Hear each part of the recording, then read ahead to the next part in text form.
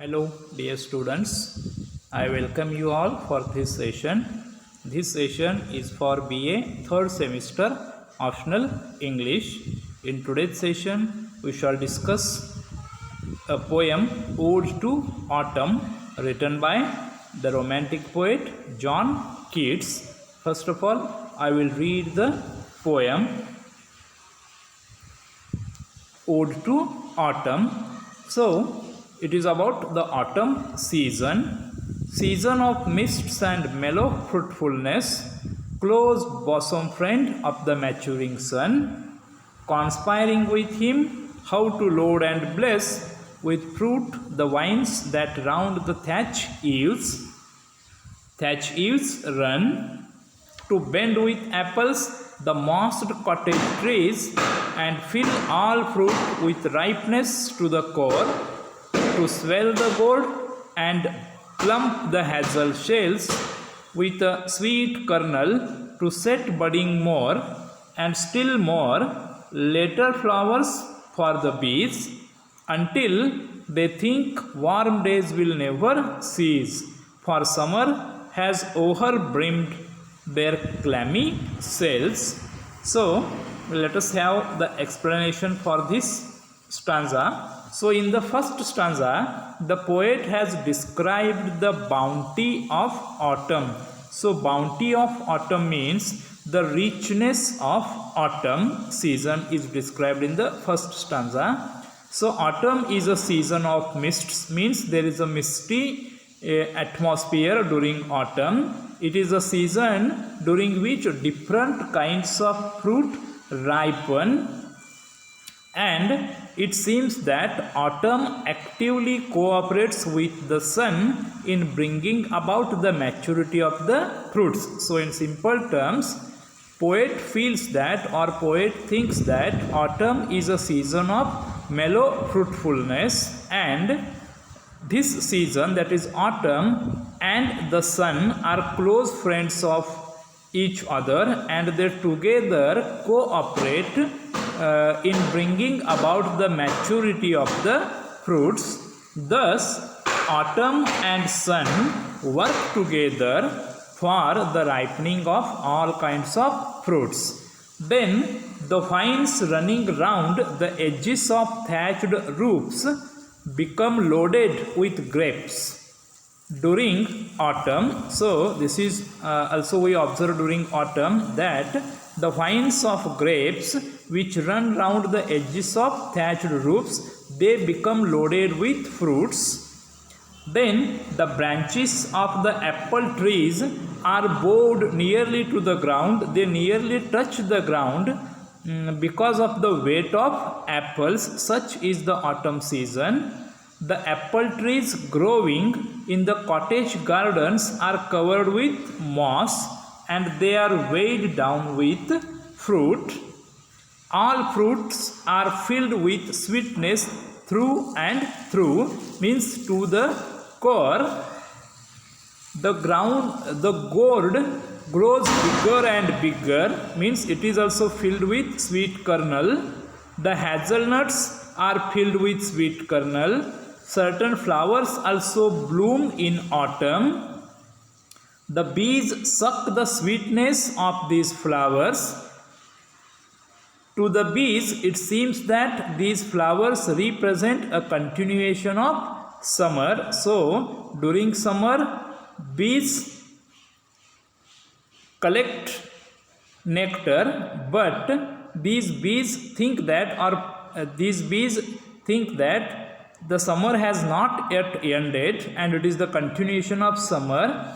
For the bees, therefore, the warm days of summer have not ended, and the sticky cells of the honeycombs are also filled with overflowing honey, and yet autumn provides more flowers in case the bees may like to draw more sweetness from them. So, in short, in the first stanza, the poet speaks about the fruitfulness of the autumn season. He also speaks about the different fruits that grow and ripen during autumn, and he also speaks about the honey bees which collect honey during the autumn season. Now let us move on to the second stanza. Who hath not seen thee oft amid thy store? So here he is personifying the autumn season and he is addressing the season. Who hath not seen thee oft amid thy store? Sometimes whoever seeks abroad may find thee sitting careless on a granary floor. Thigh here, soft lifted by the winnowing wind, or on a half-reaped furrow, sound asleep, drowsed with the fume of poppies, while thy hook spares the next swath and all its twined flowers, and sometimes like a gleaner thou dost keep steady thy laden head across a brook, or by cedar press with patient look thou watchest the last oozings hour by hour. So this stanza describes the occupations of autumn or different activities conducted during the autumn season. Here the autumn has been personified, means the autumn is thought to be like a person, and different occupations of the autumn season have been ascribed or have been attached to this season. Here autumn is personified as a winnower, as a reaper, as a gleaner, and as a cedar presser. Okay, so autumn is here seen as a woman who performs the task of winnowing, reaping, gleaning, and cedar pressing. If anyone wants to see autumn, he may go into the fields and he will find or he will see the woman engaged in the winnowing operation while the breeze ruffles their locks of hair. This is one picture of autumn.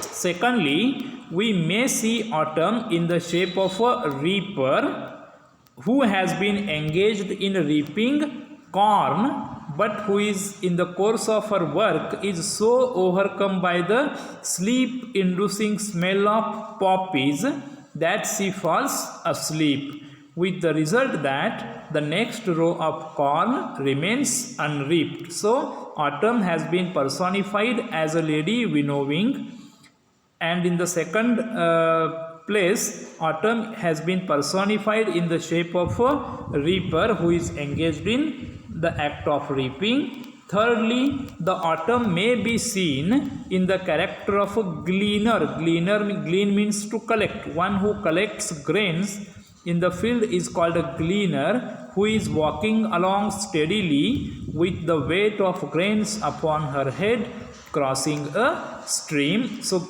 in the gleaner, autumn has also been personified.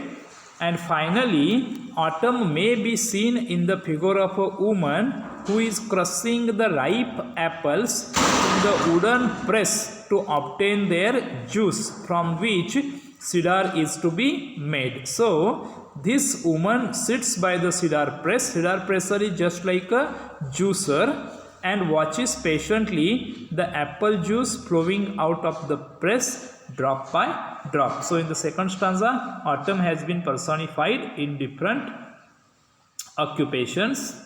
And moving on to the last stanza, where are the songs of spring? Ay, where are they? Think not of them, thou hast thy music too. While barred clouds bloom and soft drying day, and touch the stubble plains with rosy hue. Then in a wailful choir the small gnats mourn among the river shallows borne aloft, or sinking as the light wind leaves or dies, and full-grown lambs loud bleat from hilly bourne.